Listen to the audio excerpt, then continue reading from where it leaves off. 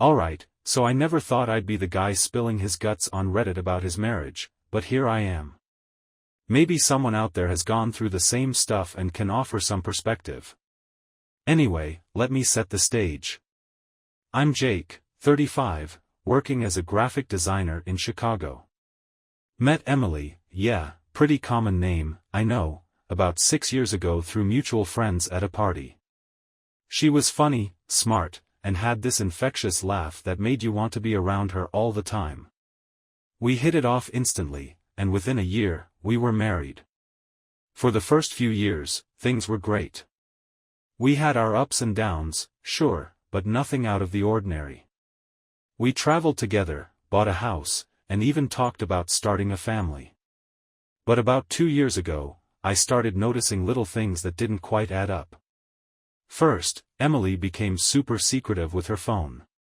I'd catch her texting late at night and then act like nothing was up when I asked. I brushed it off, thinking maybe she was just busy with work or something.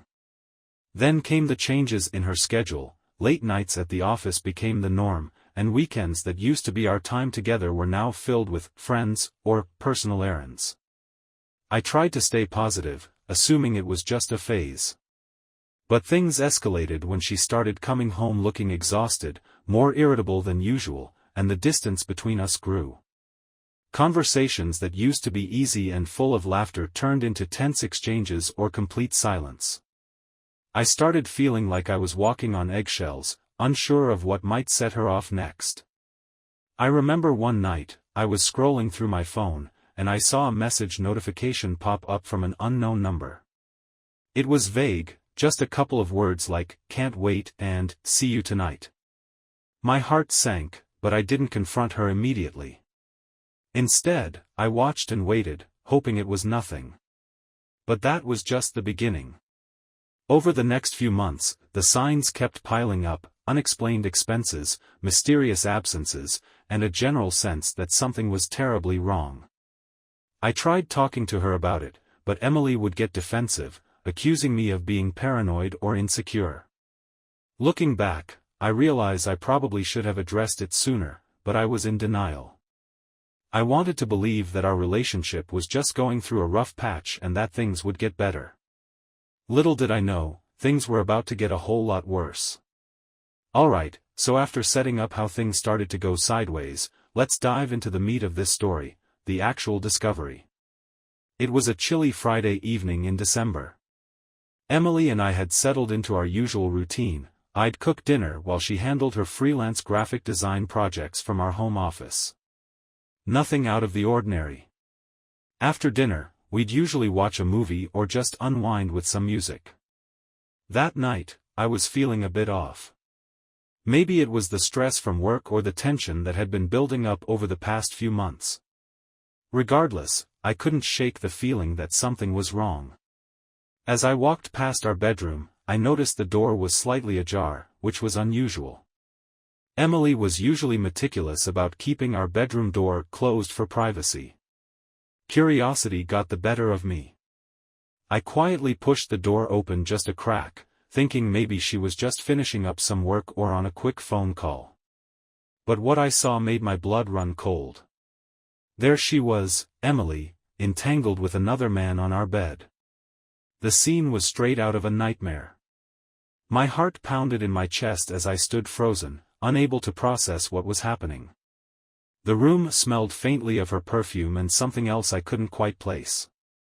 The man was tall, with dark hair and a confident demeanor, completely oblivious to my presence.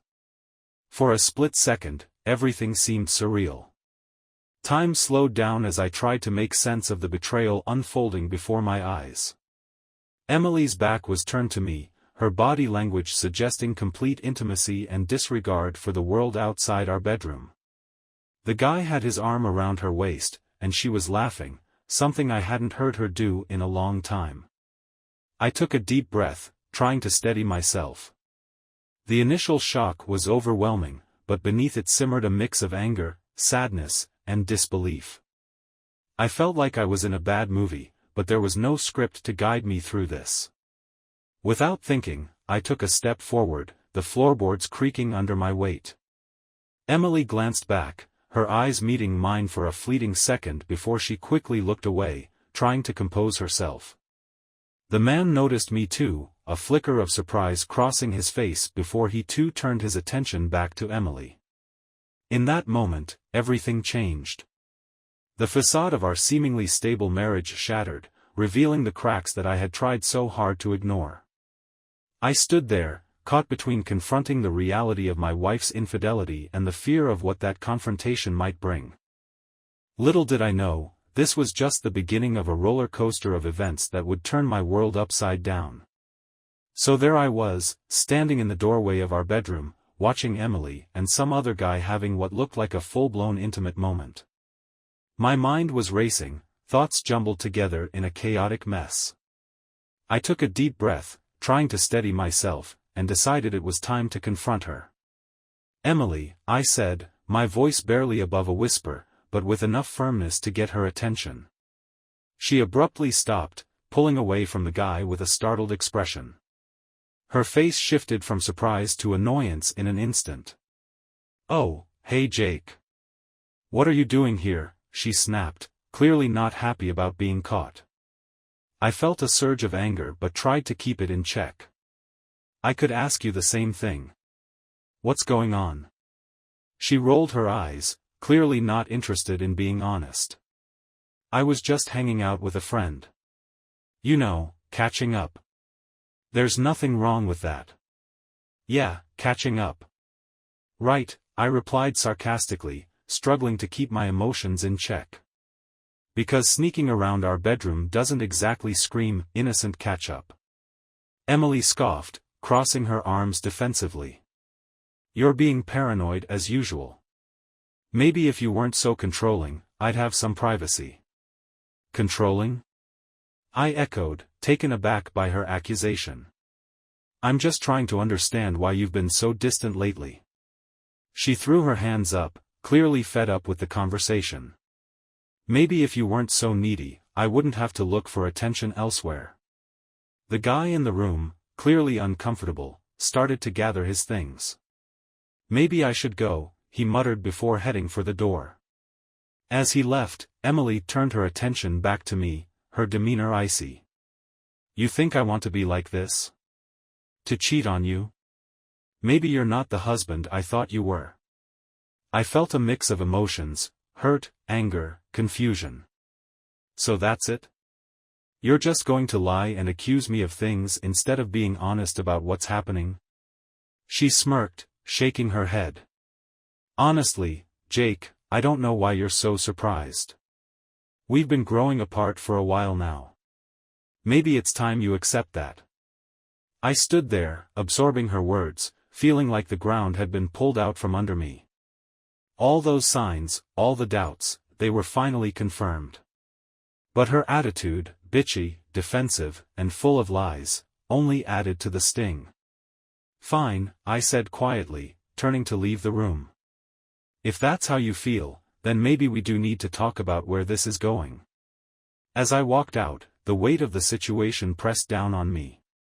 This wasn't just a one-time mistake, it felt like the culmination of everything that had been falling apart between us. And now, with Emily's attitude, I wasn't sure if there was any hope left for us. Man, where do I even start with this? After the confrontation, I felt like I was stuck on some never-ending roller coaster, only without the fun twists and turns. Instead, it was just pure, unfiltered emotions hitting me from every angle. First off, the shock. I mean, catching Emily cheating was like waking up from a deep sleep to find everything changed overnight. It felt unreal, like I was in some bad dream where nothing made sense. I kept replaying that moment in my head, the way she looked at me, the sneer on her face, and that guy just there. It was like a punch to the gut. Anger quickly followed. I was furious, not just at Emily for betraying me, but at myself for not seeing the signs sooner. All those late nights, the mysterious texts, the growing distance, I blamed myself for being too blind, too complacent. I remember throwing my phone against the wall, the sound echoing through the house, but no physical damage to her deceit. Then came the sadness. It's weird how anger can sometimes mask deeper feelings. I found myself sinking into a pit of sorrow, missing the Emily I thought I knew. The ones who laughed with me, shared dreams, and built a life together. It was heartbreaking to realize that those moments were fading into oblivion, replaced by lies and resentment. Sleep became elusive. I'd lie awake at night, replaying every interaction, searching for clues I might have missed. Sometimes, I'd catch myself staring at her photos, wondering how we went from being inseparable to strangers under the same roof. The weight of it all was suffocating. To add to the chaos, life didn't hit the pause button.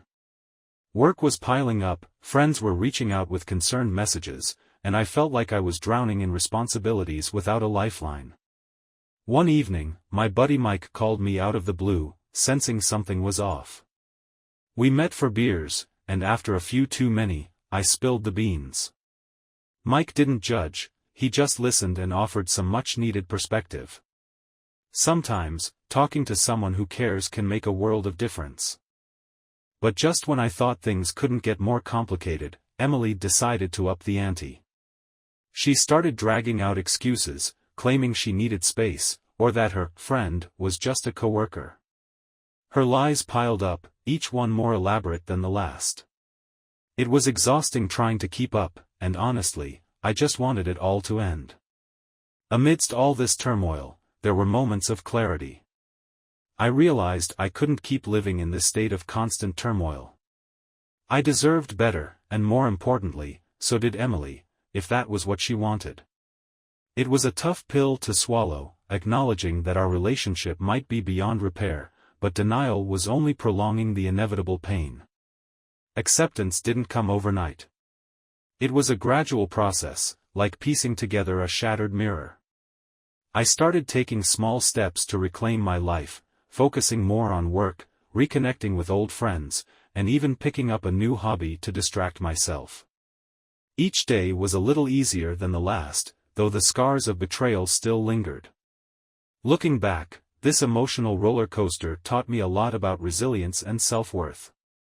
It wasn't easy, and there were times I wanted to give up, but I kept pushing forward. Now, as I sit here writing this, I can feel a sense of calm starting to replace the chaos.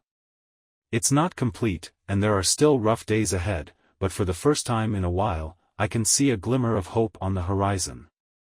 Alright, so after riding that emotional roller coaster for what felt like forever, things didn't exactly settle down.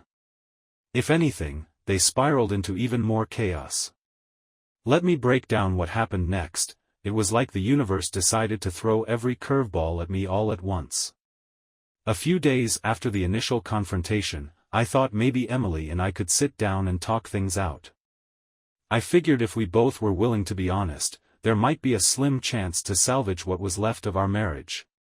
So, I suggested we meet at our favorite coffee shop on Saturday morning. I was nervous but hopeful. Saturday came, and I arrived early, finding a quiet corner where we could talk without interruptions. Emily showed up right on time, looking as annoyed as ever. She took a seat across from me, her arms crossed and a guarded expression on her face. "Alright, let's just get this over with," she said, her tone dripping with sarcasm. I took a deep breath. "Emily, I want to understand what's going on. Why did you do it? Was there something missing in our relationship?" She scoffed, leaning back in her chair. "Missing? Please, Jake. You were so wrapped up in your work and your little graphic designs that you didn't even notice when I needed someone. I needed attention, excitement, something real." I felt a pang of guilt but also frustration. "So cheating was your solution? There were better ways to communicate that you were unhappy." She rolled her eyes. "Communicate? You think I just sat around waiting for you to notice? I'm tired of being the one who always gives and never gets anything in return." Before I could respond, my phone buzzed with a notification. It was a text from Mike, my buddy. I glanced at it discreetly. He was checking in to see how I was holding up. I quickly put my phone away, not wanting to show any signs of weakness. The conversation continued, but it was clear we were going in circles. Emily's bitchy attitude and constant lying made it impossible to have a productive dialogue. Just when I thought things couldn't get any more tense, the unexpected happened. Out of nowhere, our teenage daughter, Lily, walked into the coffee shop. She was about 12, bright-eyed, and completely oblivious to the storm brewing between her parents. "Hey, Dad. Mom. What are you guys doing here?" she asked, plopping down beside me. Emily shot her a glare, and I felt my heart drop. "Lily, we need to talk about something important," I began, trying to keep my voice steady despite the chaos around me. Before I could continue, Lily piped up, sensing something was off. "Is everything okay? You both look really serious." I sighed, feeling the weight of the situation pressing down on me. "Not really, sweetheart. Your mom and I have some things we need to work through." Lily looked between us, concern etched on her face. "Do you need help? Maybe we can all talk together." Emily's expression hardened. "No, Lily. This is between your father and me." Lily frowned, clearly upset by the tension. "Okay, if you say so." She turned to leave, and I felt a mix of frustration and sadness. Bringing our daughter into this was the last thing I wanted, but it was a stark reminder of what's at stake. As we left the coffee shop, the air was thick with unresolved tension. Emily and I walked in silence, each lost in our own thoughts. The presence of our daughter had only added another layer of complexity to an already tangled mess. Back at home, things didn't get any easier. Emily continued to lie and deflect, making it nearly impossible to have any meaningful conversation. One night, I decided to take matters into my own hands. I went through her phone again, hoping to find some clarity or at least some honest answers. What I found was even more shocking than before. Hidden deep in her messages were not just flirtatious texts but plans for future meetings. She was involved with multiple people, not just the guy I caught her with. The realization hit me hard. This wasn't a one-time mistake, it was a pattern of deceit that stretched much further than I had imagined. Feeling betrayed and overwhelmed, I confronted her once more. "Emily, this goes beyond just one affair. You're seeing multiple people, aren't you?" Her eyes flashed with anger. "So what? Is that a problem now? Maybe if you were a better husband, I wouldn't have to look elsewhere." I couldn't believe the audacity of her response. A better husband? What does that even mean? I've been here, trying to make things work. She stood up abruptly, knocking her chair back. "You know what, Jake? Maybe it's time we face the reality that this marriage is over." At that moment, it felt like everything was crashing down around me. Not only was our marriage in ruins, but our daughter was now inadvertently caught in the crossfire. The unexpected events seemed relentless, each one tearing me further apart emotionally. I spent the next few days in a daze, grappling with the reality of the situation. Friends reached out with mixed reactions. Some offered support, while others couldn't believe what I was going through. I felt isolated, trapped in a nightmare that I couldn't wake up from. Amidst all this turmoil, one unexpected event provided a glimmer of hope. Our neighbor, Mrs. Thompson, an elderly lady who'd always been friendly, knocked on my door one evening. She could sense something was wrong and offered a listening ear. "Sometimes, it helps to talk to someone outside the situation," she said kindly. Her words resonated with me. Maybe it was time to seek professional help, to get some guidance on how to navigate this mess. The idea of therapy both scared and comforted me. It was a step towards either salvaging my marriage or finding a way to move forward on my own. As I sat there, contemplating the path ahead, I realized that the decisions I made in the coming weeks would define not just my future, but also the future of our daughter. It was time to take control of my life, to stop letting the unexpected events dictate my happiness. Little did I know, the next few weeks would bring even more surprises, forcing me to make choices I never thought I'd have to face. Alright, so just when I thought things couldn't get any more complicated, life decided to throw me a curveball. If you think discovering your wife is cheating is hard, wait until you add a few more unexpected events to the mix. A week after that intense coffee shop meeting, I decided to take Mrs. Thompson up on her offer. Sometimes, it's easier to talk to someone who isn't directly involved in the mess. So, I sat down with her over a cup of tea at her cozy kitchen table. She listened patiently as I poured out my heart, sharing everything from the initial signs to the brutal confrontations. Her kind eyes and gentle demeanor were a balm to my frayed nerves. "Jake," she said softly, "you need to take care of yourself first.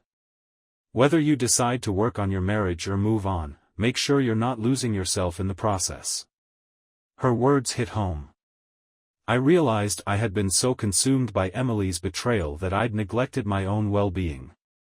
Mrs. Thompson encouraged me to consider seeing a therapist, someone who could help me navigate the emotional chaos without judgment. Taking her advice, I scheduled my first therapy session. Walking into that office was nerve-wracking. I wasn't sure what to expect, but I knew I needed help. Dr. Harris, my therapist, was empathetic and non-judgmental. She guided me through my feelings of anger, sadness, and confusion, helping me untangle the mess in my head. It was a relief to have a safe space to vent without fear of backlash or misunderstanding. Meanwhile, Emily's behavior continued to spiral. She became even more bitchy and defensive, especially when I tried to discuss our issues. One evening, after another heated argument, she stormed out of the house, slamming the door behind her. I didn't think much of it until the next morning when I found a series of cryptic notes slipped under my bedroom door. They were filled with vague threats and angry accusations, leaving me feeling both terrified and bewildered. Just when I thought I couldn't handle another surprise, our daughter Lily brought another twist into the mix. She approached me one afternoon, her usually bright eyes clouded with worry. "Dad, can we talk?" she asked hesitantly. We sat down in the living room, and she took a deep breath. "I saw Mom with that guy in the coffee shop, and then later, I found some messages on her phone. I'm really scared, Dad. I don't know what to do." My heart broke hearing this. Not only was my marriage crumbling, but now my daughter was directly affected by our turmoil. I hugged her tightly, assuring her that everything would be okay, even though I wasn't so sure myself. It was a stark reminder of the stakes involved, not just for us as a couple, but for our entire family. In an attempt to salvage some normalcy, I decided to involve Lily in more activities outside the house. We started going to weekend soccer games and took her to the local ice skating rink. Watching her laugh and play provided a temporary escape from the constant tension at home. However, no matter how hard I tried, the shadow of Emily's infidelity loomed over everything. One particularly chaotic Saturday, I received a call from work that completely threw off my plans. A major project I'd been handling had a last-minute change, requiring me to stay late into the night. Exhausted and emotionally drained, I barely made it home before Emily returned unexpectedly. "Where have you been?" she demanded, her voice sharp as a knife. "I had to stay late for work." "You know how important this project is," I replied, trying to keep my tone calm despite the irritation bubbling inside me. She scoffed, crossing her arms. "Always work, never time for us. No wonder you can't keep track of what's happening in your own house." Before I could respond, the power went out. The house plunged into darkness, and we both stood there, the tension thick in the air. In that silent moment, I realized how broken our communication had become. The blackout seemed almost symbolic of the disconnect between us. Just when I thought the night couldn't get any more bizarre, the fire alarm started blaring. Panicking, I fumbled to find the source, only to discover that it was a false alarm caused by the power outage. Emily rolled her eyes and muttered something about never having a quiet night at home. As I lit a candle to cut through the darkness, I couldn't help but feel like my life was unraveling at an alarming rate. Between the emotional strain, unexpected events, and the constant lies from Emily, I was at my breaking point. It was clear that something had to give, but I wasn't sure what direction to take. That night, as I sat alone in the flickering candlelight, I reflected on everything that had happened. I knew I couldn't continue living in this state of perpetual chaos and uncertainty. It was time to make some tough decisions, even if they felt impossible. Alright, so here I am, sitting alone in the dim candlelight, the flickering flame casting long shadows across the room. The house is silent except for the occasional crackle of the candle and the distant hum of traffic outside. After the chaos of that power outage night, I knew I couldn't keep living like this. Something had to change, but figuring out what was next was another challenge altogether. The next morning, I woke up with a heavy heart and a mind racing with thoughts. I couldn't go back to pretending everything was fine. The lies, the deceit, it was all too much. I decided it was time to take a step back and evaluate my options. But where to begin? First, I reached out to Dr. Harris, my therapist. Scheduling that first session had been a game changer, providing a safe space to unload my frustrations. I knew I needed more support, so I started attending weekly therapy sessions. It was tough at first, opening up about my pain and confusion, but slowly, I began to see a path forward. Dr. Harris helped me understand that my feelings were valid and that I deserved to be treated with respect and honesty. Meanwhile, Emily showed no signs of wanting to mend things. Her bitchy attitude only worsened, making every interaction a battle. One evening, after another round of passive-aggressive comments, I decided it was time to address the elephant in the room head-on. "Emily, we need to talk about our future," I said, trying to keep my voice steady despite the turmoil inside. She looked at me with that familiar mix of annoyance and defensiveness. "Our future? What are you talking about, Jake? Everything's fine." I took a deep breath, feeling the weight of her denial pressing down on me. "No, it's not. We've both been acting differently, and I know you're seeing other people. We need to figure out where we go from here." Her eyes narrowed, and she scoffed. "You're the one who's been acting different. Always so distant, so wrapped up in your work. Maybe that's why I needed to find someone else." Before I could respond, the doorbell rang. Confused, I glanced at Emily, who gave me a withering look before heading to answer it. Moments later, our neighbor Mrs. Thompson appeared, looking concerned. "Jake, is everything okay? I heard some yelling and wanted to make sure you're all right." I appreciated her concern but knew I had to handle things myself. "Thanks, Mrs. Thompson. We're just having a rough patch, that's all." She nodded sympathetically before leaving Emily and me alone once more. The conversation had gone nowhere, and her refusal to acknowledge the problem only deepened my frustration. It was clear that she wasn't interested in working things out, at least not in any honest way.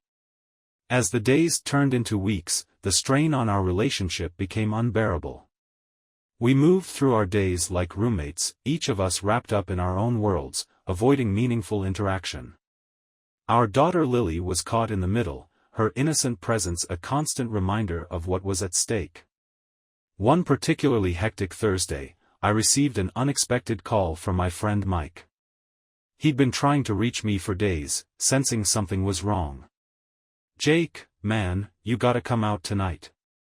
We're hitting the old spot, just like old times. You need a break." I hesitated. I wasn't sure if I was ready to face the world outside my bubble, but I knew I needed a distraction. So, I agreed, hoping that spending time with friends might help me regain some perspective. That evening, I met Mike and a few other buddies at our favorite bar. The place was loud and lively, a stark contrast to the tense atmosphere at home. We caught up over drinks, reminiscing about the good old days and sharing laughs. For the first time in weeks, I felt a semblance of normalcy wash over me. But life has a way of not letting you catch a break. Just as I started to relax, my phone buzzed with a notification.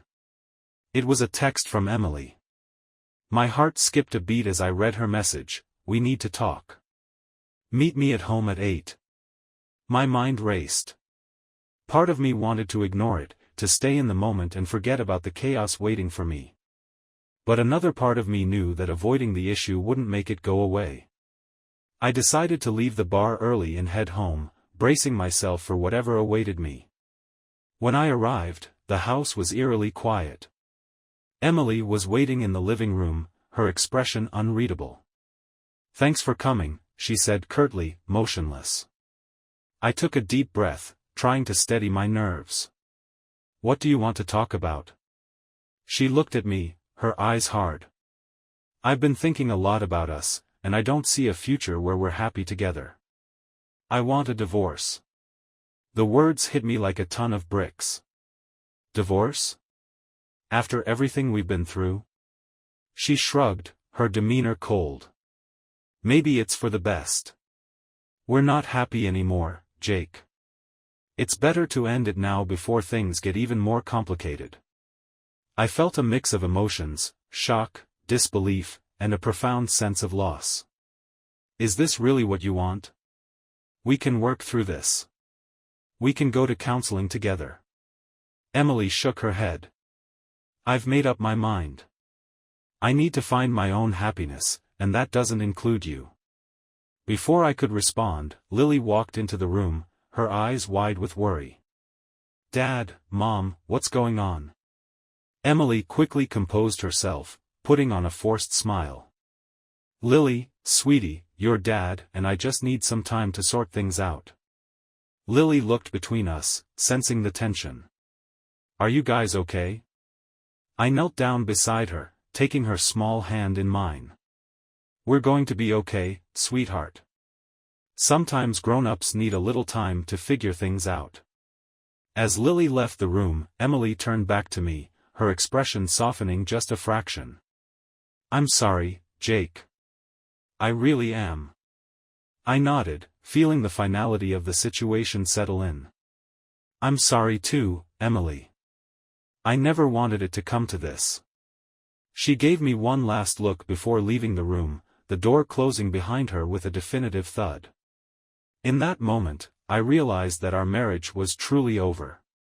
The unexpected twists and turns had led us to this breaking point, and there was no going back. Sitting there alone, I felt a mix of despair and a strange sense of relief. The weight of years of deceit and tension was finally lifted, but it left a gaping hole in my life. I knew the road ahead would be tough, but for the first time, I felt like I could start to breathe again. Alright, so after Emily dropped the divorce bombshell, I honestly didn't know where to go from there. It felt like the ground had been ripped out from under me, leaving me teetering on the edge of a cliff with no safety net in sight. Here's how things unfolded next. It was a whirlwind of emotions, legal stuff, and more unexpected twists. The first thing that hit me was the sheer finality of Emily's decision. She walked away, leaving me to pick up the pieces of our shattered marriage. I remember sitting in the living room, staring blankly at the wall, trying to process what she'd just said. It felt surreal, like I was watching someone else's life unravel. Within a few days, we were knee-deep in divorce proceedings. Emily had already hired a lawyer, and I was forced to find one too. The legal jargon was overwhelming, and honestly, I felt out of my depth. Dividing assets, figuring out custody arrangements for Lily, it was all so abstract and stressful. Every meeting with the lawyers felt like a reminder that our once happy home was now officially over. Just when I thought things couldn't get more complicated, Emily started making some bizarre requests.